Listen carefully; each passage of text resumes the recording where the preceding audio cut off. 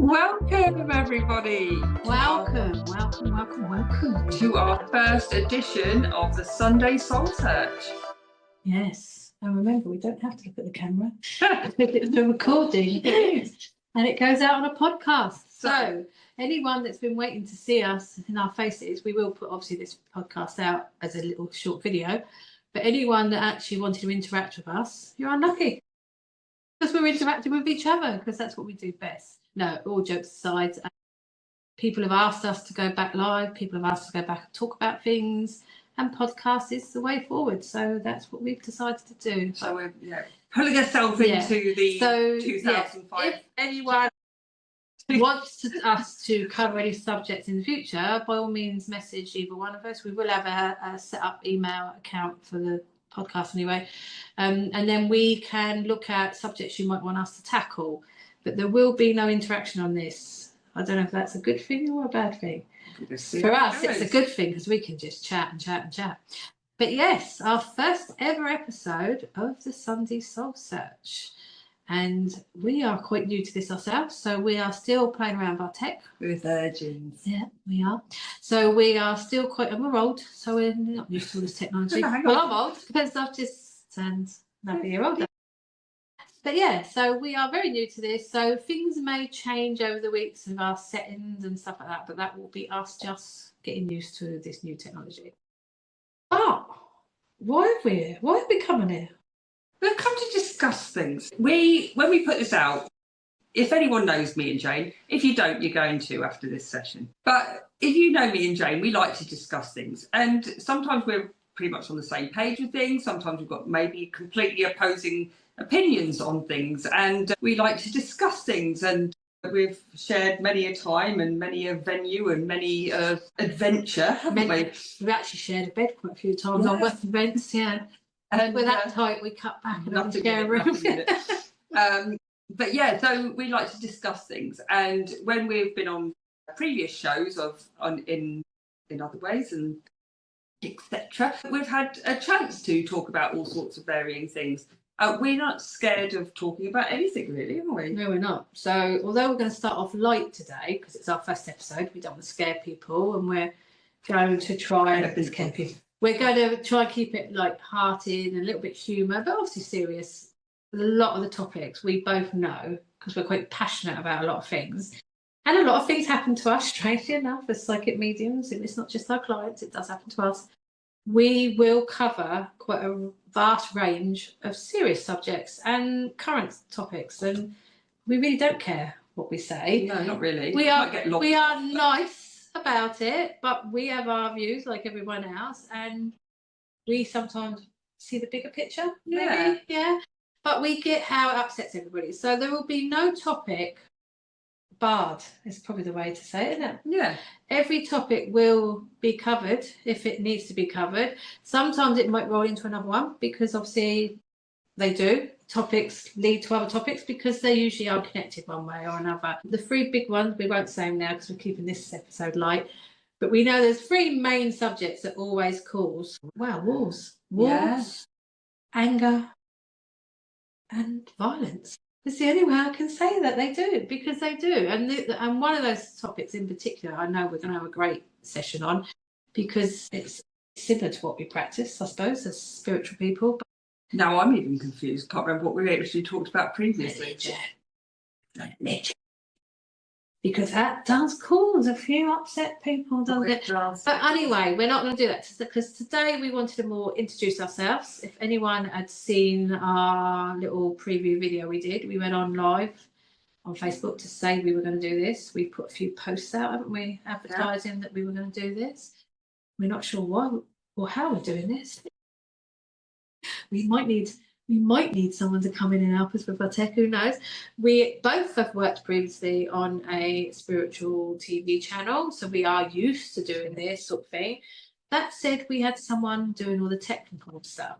So we've cut the middleman out. No offence, should they be watching. Yeah, no offence at all. It's but just we're podcasting. This is about us. This is about no one else. This is about me and Polly and me. way. Just our opinions. And our opinions. It is about, and obviously you, anyone that wants to interact, but it certainly isn't for anyone else, and we're not working for anyone else. So we take full liability. Well, liability and ownership. That on air. I don't know if I should say that on air. I'll check my public liability insurance when I come on. But yeah, so we have so many things we want to talk about, but we've both said we're going to keep the first episode definitely light. Yeah. It probably will roll in. We're going to do a sort of a part 1 and part 2 to this. So part 1 is, hello, we're Polly and Jane. And part 2, we're going to roll into what, like Jane said, roll into one, plus the fact you'll realise we're wearing the same clothes and we're not scuzzy. So, you know, you need to understand. We've only got a couple of sets of clothes in our wardrobe because obviously we don't make no money out of it. But yeah, so you wanted to talk about psychic. Obviously, we're both psychic mediums, in case anyone hasn't met us before. We are various other things. We are working psychic mediums. We cover a whole range of things holistically and spiritually because we both work holistically as well. We do healing, we do trance, we do spirit release practitioners. In fact, we're both soul plan practitioners, aren't we? We're both teachers in Mahani healing. We're both trance healers. We're both trance mediums. We run a development group. We're almost joined at the hip. Animal healing and communication also. So we do very much the same thing, but very much in a different way. We work very differently on our day-to-day work anyway. You know, with our clients, we have our own set of clients. But we do work together a lot as partners because a lot of people like us to come. In fact, my partner. They nickname us the comedian mediums. It was something thrown about for our show title, but we didn't think that was appropriate. Mediums. We thought that was good. Comedians, yeah. Because we do keep it light and entertaining as well. We're obviously very respectful and serious about what we do, but we also know that you need to keep that energy light and you need to keep people in a good place. So we're very much about that. So our subjects will cover spiritual work, obviously. It's our day-to-day work, but it's going to cover current affairs. Current affairs? It'd be like our own new you channel. sound all things like that. But today you had a question, didn't you? You said you wanted a little question. So the question is, remember it's to me that I'm going to put to Jane, and obviously when this goes out, if there is we've put this out on any platform where you can say, you know, your answer, what you feel about it, please do, because we'll always read them. We might put it on a couple of different platforms, so do keep your eyes out. Keep them peeled, right? So my question was, and it is a question that we've perhaps covered way back before, alive or dead, who would you sit on a bench with? Who would you want to sit on a bench with? They could be famous, they could be spiritual, they could be, I don't know, an artist of some variety. It could be that they have inspired you somewhat, but you've never met them in real life. Who would you share a bench with, alive or dead? Now, typical me, I'd have to have a really long bench, you know, like about 5 bus lengths. Because you can't choose one. I can't choose one. Give us like your top I two. don't, because I think over the years I've changed. Growing up, I loved Elvis Presley. My mum loved Elvis Presley, so I loved Elvis Presley. Oh. And I know a lot of people now do not like Elvis Presley. There was always a little bit bad press about Elvis Presley because of how young his first wife was and stuff like that. But I loved him. I loved his music. I loved the cheesiness of it. I didn't realise how much behind the scenes he was under pressure for the cheesiness of it. But I did love his singing and I loved his songs. And I still love him now. And I always said I wanted to meet him. And I always wanted to go to his home. But actually, what would you ask him? Did you really die on the toilet? I would. I don't know. How did you shake your hips like that? Are you jealous? No, I'm well jealous. I don't know. I just think I was in awe of him. So from the childhood of me, I'd want to have met him in awe because I think he was a brilliant musician. I mean, there's loads of brilliant musicians that have come and gone and continue to do so. But I just, and I think, was it instilled in me because of my mum?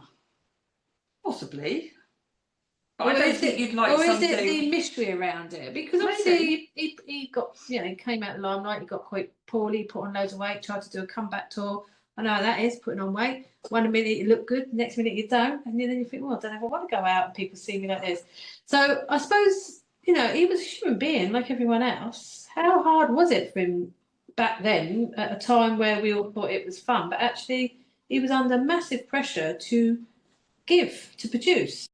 We talked about this in group the other day with Derek Okora, with Most Haunted. Oh yes.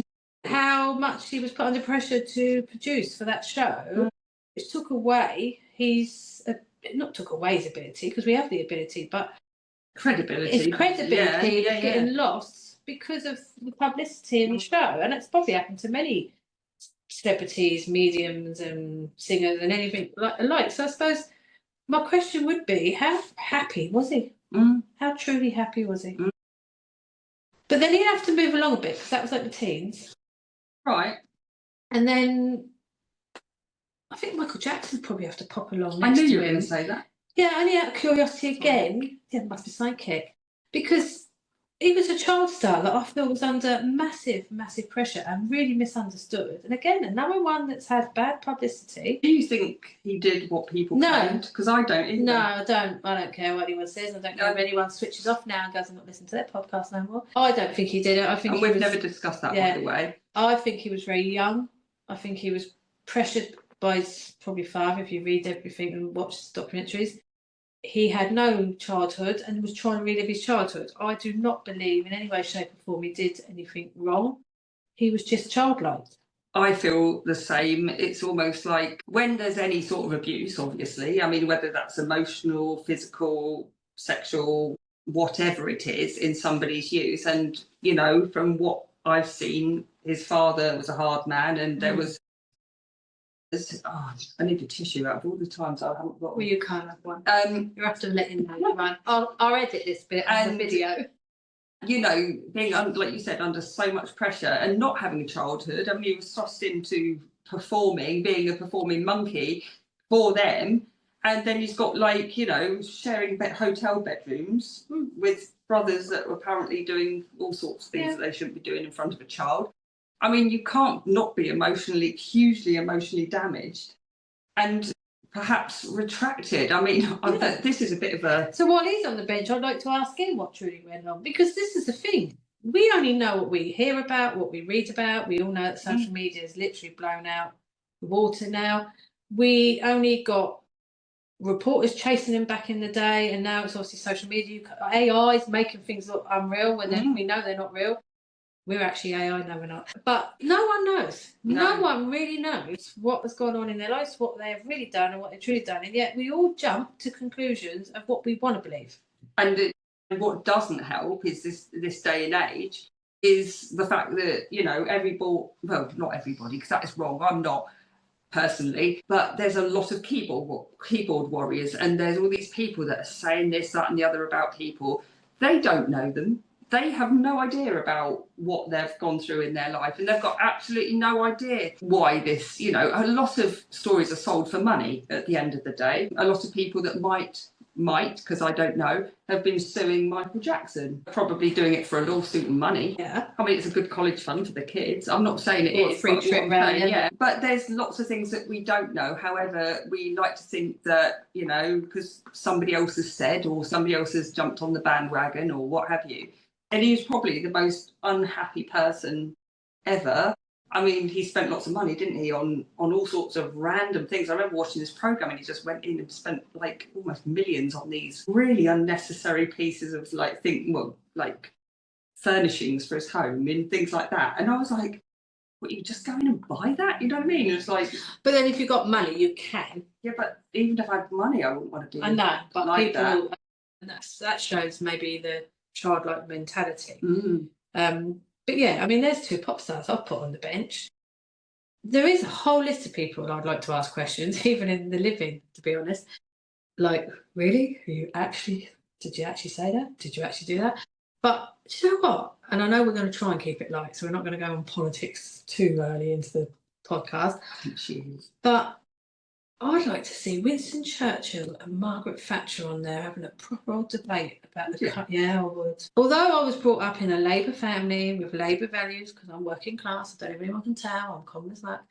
But I have never really shown much interest in politics, and during Margaret Thatcher's days, I actually had a property and lost it due to the increase of the interest rates. But now, whether you loved her or hated her, that woman had balls. Yeah, at least she said what she did. And she stood by it. That's I mean, what I it would says on the say, tin. don't ever threaten your child with a false, you do that again, I won't take you so and so. I was telling my daughter this the other day, because unless you're going to see it through, don't threaten them, because they're just going to have they go, oh, mum's a pushover. Whether you liked Thatcher or not, she did it. Mm. And although we weren't around in Winston Churchill days, but we won wars apparently. We might have been in a previous Well, life. we might have been in a previous life. That's for another show. He also must sit and think, what is going on? What the? Well, I'm bearing in mind I don't want to bluff, beat that out. But he must be thinking, so actually, I wonder what them two on a bench would have to say about our current state of our country. That would be pretty interesting. I mean, like I said, we'll talk about politics on one, I dare say. But for me, a lot of this, what's going on, I think, is the people, and the people just ain't getting it. They're quite happy to blame anyone and everyone and not seeing that they're part of the problem. Mm-hmm. But anyway, again, we'll keep that light. But yeah, so I'll keep Michael and Alvis up there, I do believe, met anyway. They did a show together when Michael was young. They can have a chat about music, and Winston and Thatcher can have a chat about politics. And the state of the country. State of the country. Yeah. I mean, there is. I'm greedy, but you know me, I love research. I love philosophy. I love learning things about things. I like to read and learn things and then actually make my own decision on it. I'm not pushover, you know that. I'm not easily led. Social media does nothing for me. People's opinions, yeah, they used to hurt me years ago. Now I'm like, do you know what? You can have your opinion, I'll have mine. Mm-hmm. But there'd be so many people I think I'd really... Princess Diana. Yeah, that would be interesting, actually. She could sit in the middle, keep peace. So yeah, so I am greedy. I'd probably have a bench the size of 5 buses and move them all along it. Even people like I didn't really necessarily not like, but had no interest in. I think I'd put on that bench now out of curiosity to ask them questions. I've got 3, and one in the music industry, and 2 of a more spiritual kind. So let's go do the spiritual ones first. Okay. Right. No, actually, that's notice that my spiritual side never covers it. No, I didn't even have a spiritual side. Only because I find them interesting, right? And all of the people I'm about to say have deceased. My first one is, I'm going to turn it round. I'm going to do the music one first. Is Freddie Mercury. Oh yeah, you can sit on mine as well. Yeah. Oh, he can sit on mine. He goes straight in my basket. But I absolutely love Freddie Mercury, right? Obviously, I don't know Freddie Mercury. I've never met Freddie Mercury. I never went to see him in concert. Wish I had, right? That would be one of my, let's say, not regrets, because you can't change something, can you? You can't change it. I don't regret anything, to be fair. But Freddie Mercury is there's something about Freddie. I loved all of his music. I loved his older music. I loved the more recent music. But I think his life. Well, he was just so out there, wasn't he? Yeah. He was just so He was there. for his time, yeah. Obviously, he must have cared, really, but he sort of knew what he wanted to do, what he wanted to be. He wanted to be flamboyant. He was flamboyant. He wore what he wanted to wear. But obviously, I don't know what I'd want to ask him, really. I just want to really almost like live a day in his life. I'd like to know what it was like. Yeah. I'd like to sort of have an understanding of him, really. That's probably it, because he's quite mysterious, even though he isn't. Does that make some sense? Yeah. It's like, I think a lot of the old, again, I watched a documentary on it. Obviously, I'm in my late 50s, you're heading behind me.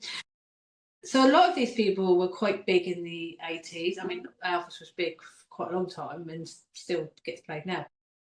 Like Bowie and all that, and you all just thought they was really famous and they had loads of money and they had loads of this. But actually, when you read behind the scenes, they worked bloody hard to get where they got, and they didn't actually benefit a lot from it. But they also, in the 80s, were against AIDS. They had AIDS and HIV going against them. Yeah, of course, yeah. Because of how, again, the ignorance of human race, where, you know, it's a bit like the thing that happened a few years ago, where people suddenly panic, go into massive panic stations and turn on people. It is like we continually turn on ourselves because we don't understand something. So I think for Mercury, I remember watching a documentary on him. I'm going to have to put eye drops in. I do You apologise. can't do that on a video. I'm going cut to it out. knock over here. And I think that they all probably had managers taking a massive cut. They were working their socks off. They were getting the fame, and we behind the scenes go, "Oh, look, it's Dave Bowie, it's Freddie Mercury." I mean, Live Aid in itself, that was obviously a big event.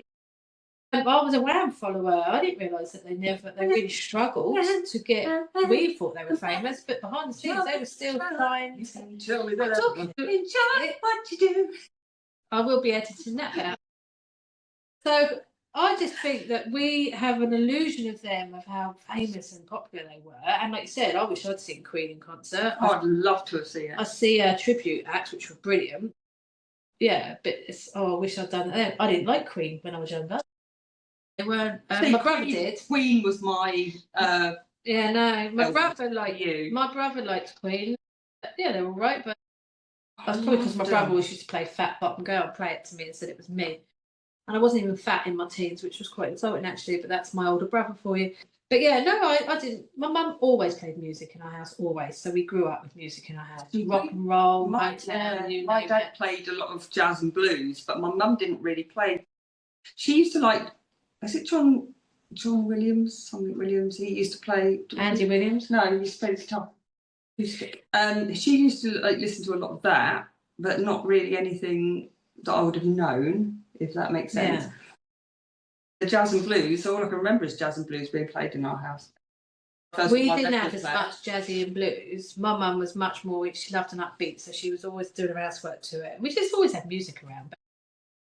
My nan, who lived with us, my mum's adopted mother, she used to take me to the opera. So I grew up with opera as well. So I love classical music. I love it. And actually, it's funny because not that I mean, I have, as you know, I've let all my little ties go. I don't hold any of my past and hold me back now. But went to lunch with our lovely friend Kerry the other day, and I went to Stansted House because I got married in Stansted House. But I love Stansted House because I've got family connections. I've got ancestry connections to it. And the chapel was open, so we went in it. And I haven't stepped foot in that chapel in 23 years of when I got married in it. Yeah, the common bird got married in a posh place where the Queen's cousin got married. But it was really weird because I don't like, woman was talking about it, and in the end I said, "Oh yeah, no, I got married there." And she just looked at me, and I went, "I'm divorced now." So she said, "Oh, are you all right in here?" And I went, "Yeah, fine, don't bother me," because I chose that place for family. It was nothing to do with that's where I want to get married. I thought it was all a bit OTT personally, but anyway, it was a good day for everyone else. But it's weird because that history of, you know, when people think you're going back on yourself and repeating yourself, and you're doing it because you're not letting go. I never batted an eyelid that I stood in there and got married. That's because you've accepted the whole situation, whereas a lot of people perhaps haven't accepted their situations where to you it was just a nice place. You know what I mean? But I mean, so I had opera there. That's what I mean. I did go off kilter there a little bit. I had a singer at my wedding. She sung a piece of music from Barbra Streisand. Obviously, that was an opera, but I had to apply for that from Warner Brothers. I had to actually get Warner Brothers permission to have it. That was sent over from America. I had to get it to the opera singer, get it to the organist in the chapel because it's a small chapel. Obviously, it's part of the house. And she stood up by the organ with the acoustics, and it was absolutely amazing. She sung Ave Maria, is it? As we went in, and she sung the Barbra Streisand piece at the end. So it was a mix of classic-y and thing. But she also sung in my actual ceremony in the house. And everyone was like, opera singer. I thought, who's she? But actually, everyone said how brilliant it was. And even one of my relatives that's really hard to please, she had a tear in her eye. Well, I think it was a tear unless she poked herself. I don't know. But she very rarely praises me. I don't love her, but, you know, she's getting on a bit now anyway. But it was because I like opera. And I had gone to the opera, like I said, with my nan. I'd gone to see things like, God, was it? I'm trying to think what I did see actually, Capella and all that. Really and I was only small. So I had one member of my family taking me to classical stuff, and then my mum playing rock and roll, Bill Haley and all that, because my mum is in a very, very good rock and roll dancer actually. Motown, and then I love disco and I love soul. Obviously loved a bit of house and rave, went into my party years. But I love most music, but I still had my niche. So while my brother was banging out the Queen and the Beatles, I was banging out Alexander O'Neill and Luther Vandross at the same time. Oh, that's proper 80s. But the poor mum was probably putting the Hoover on downstairs, hoping we'd go away. So my two. Doris Stokes. Oh, that's another one. Forgot about her. Yeah, I would like to talk to Doris Stokes. She was like my proper old school, like, you know. Helen Duncan. Helen Duncan. Yeah. There's a good one. Yeah, Helen Duncan. And one more. Don't know. Dolores Cannon. No. Now, actually, some of what she says does not sort of resonate with me at all. Some of it really does. Only because I've only just recently actually started watching. I obviously knew of her. I knew bits and bobs about her, but I've been, you know, when like you start watching a reel on social media, and then then because it thinks you want to watch more of them, then it will like bring some more up. So yeah, some bits have been coming up recently, which have been quite interesting to listen to. But then I've listened to one and then listened to another. So, oh, she's just contradicted herself a little bit there. Is this when she was older? I can't remember. She passed. I think she passed away in 2014. Yeah. So, do you think she's contradicting herself because, like we just said earlier, where there's too much pressure put on them to produce? Because she is one of the main Oracle cardy people that developed their own set of cards. Did she do a card? I'm sure she has. Yeah, I'm sure she's got her own card. I thought she developed the what was it? Hypnosis, quantum hypnosis. Quantum hypnosis, yeah. And a lot of her stories were coming from her experience through quantum hypnosis that she was talking about. But there's a few things that she talked about, and they were so quite again, interesting. maybe she's gone on to that, probably part of Hayes House somewhere along the line, and that's where they get roped into that. Having to produce that, like. No, she had produced. Because if she was doing quantum physics and all that sort of thing, that's right. Well, we know that because we do trance rates, so we know it's all. Yeah. But I would actually like her to give me a session of quantum hypnotherapy. I haven't had it yet, and I know a few people. Yeah, there's a few people American now. They do it. I've never had it. I'd be interested in having it. So would you have her do that? Helen go in trance. I'd love to watch Helen Duncan in a trance physical state. And for anyone that's watching that isn't aware, this may not be spiritual, just tuning in. Helen Duncan is quite a famous medium from back in the 90s, I think. We're from Portsmouth. We live in Portsmouth. Well, Polly's not from Portsmouth, but I am. Did she live here for a while? She lived in Copner Road. And the house was raided while she was in trance, apparently. But she was actually Scottish. But she was from Scotland, yeah, which is obviously my family roots.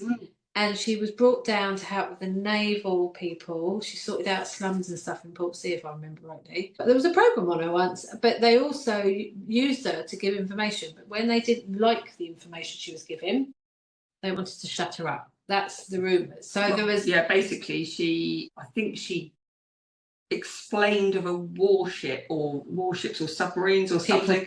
But it was like...